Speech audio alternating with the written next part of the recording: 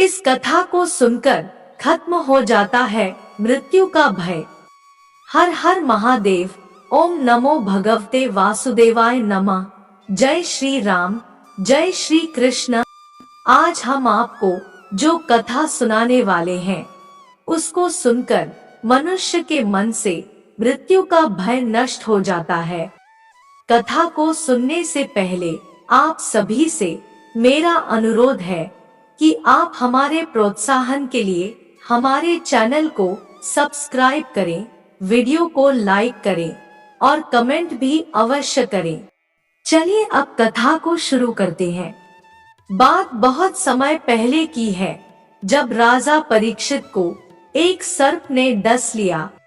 अब राजा परीक्षित को बचाना संभव नहीं था, उनकी मृत्यु निकट ही थी। उनकी आत्मा की शांति और मोक्ष के लिए शुकदेव उन्हें श्रीमद् भागवत कथा सुनाने लगे। राजा परीक्षित को श्रीमद् भागवत पुराण सुनाते हुए जब शुकदेव जी महाराज को 6 दिन बीत गए और सर्प के काटने से मृत्यु होने का 1 दिन शेष रह गया, तब भी राजा परीक्षित का शोक और मृत्यु का भय दूर नहीं हुआ। अपने मरने की घड़ी निकट आता देखकर राजा का मन क्षुब्ध हो रहा था। तब शुकदेव जी महाराज ने परीक्षित को एक कथा सुनानी आरंभ की। राजन, बहुत समय पहले की बात है। एक राजा जंगल में शिकार खेलने गया। संयोगवश वह रास्ता भूलकर घने जंगल में जा पहुंचा। उसे रास्ता ढूंढते ढूंढते रात्रि हो गई और वर्षा होने लगी। राजा बहुत डर गया और किसी प्रकार उस भयानक जंगल में रात्रि बिताने के लिए विश्राम का स्थान ढूंढने लगा। कुछ दूरी पर उसे एक दीपक जलता हुआ दिखाई दिया। वहां पहुंचकर उसने एक बहेलिये की झोंपड़ी देखी। वह बहेलिया ज्यादा चल फिर नहीं सकता था, इसलिए झोंपड़ी में ही एक और उसने मलमूत्र त्यागने का स्थान बना रखा था। अपने खाने के लिए जानवरों का मांस उसने झोंपड़ी की छत पर लटका रखा था। वह झोंपड़ी बड़ी गंदी, छोटी, अंधेरी और दुर्गंधयुक्त थी। उस झोंपड़ी को देखकर पहले तो राजा ठिठका, लेकिन उसने सिर छिपाने का कोई और आश्रय न देखकर उस बहेलिये से अपनी झोंपड़ी में रात भर ठहरने देने के लिए प्रार्थना की। बहेलिये ने कहा कि आश्रय के लोभी राहगीर कभी कभी यहाँ आ भटकते हैं।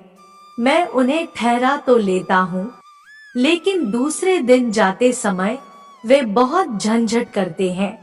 उन्हें इस झोंपड़ी की गंध ऐसी भा जाती है कि फिर वे उसे छोड़ना ही नहीं चाहते और इसी में ही रहने की कोशिश करते हैं एवं अपना कब्जा जमाते हैं।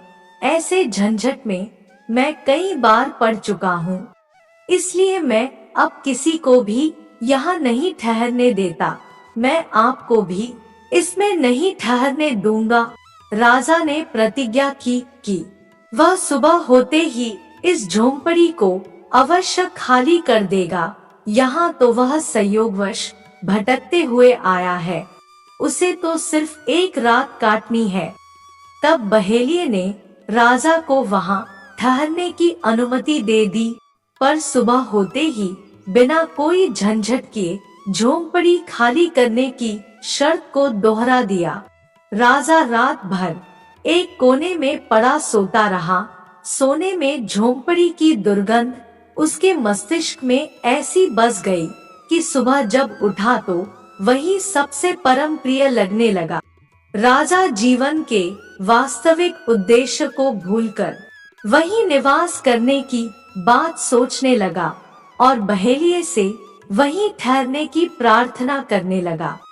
इस पर बहेलिया भड़क गया और राजा को भला बुरा कहने लगा। राजा को अब वह जगह छोड़ना झंझट लगने लगा और दोनों के बीच उस स्थान को लेकर बड़ा विवाद खड़ा हो गया। कथा सुनाकर सुखदेव जी महाराज ने परीक्षित से पूछा, परीक्षित बताओ, उस राजा का उस स्थान पर सदा के लिए रहने के लिए झंझट करना उचित था?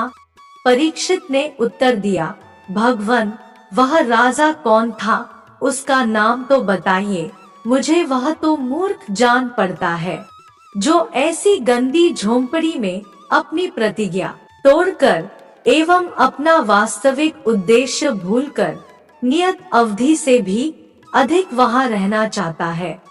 उसकी मूर्खता पर तो मुझे आश्चर्य होता है।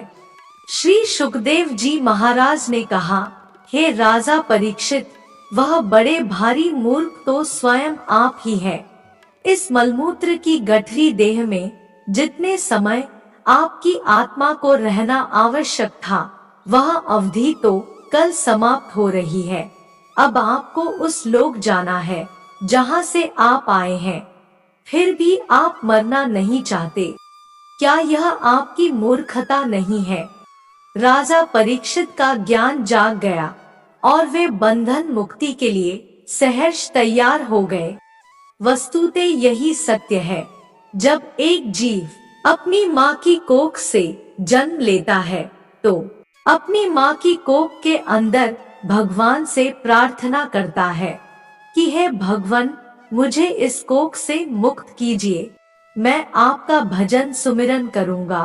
और जब वह जन्म लेकर इस संसार में आता है तो उस राजा की तरह हैरान होकर सोचने लगता है कि मैं ये कहाँ आ गया, और पैदा होते ही रोने लगता है। फिर धीरे धीरे उसे उस गंध भरी झोंपड़ी की तरह यहाँ की खुशबू ऐसी भा जाती है कि वह अपना वास्तविक उद्देश्य भूलकर यहाँ से जाना ही नहीं चाहता है। आशा है कि आपको आज की धार्मिक प्रेरणादायक कहानी पसंद आई होगी, तो हमारे प्रोत्साहन के लिए हमारे साथ बने रहे और वीडियो को लाइक भी अवश्य करें। धन्यवाद।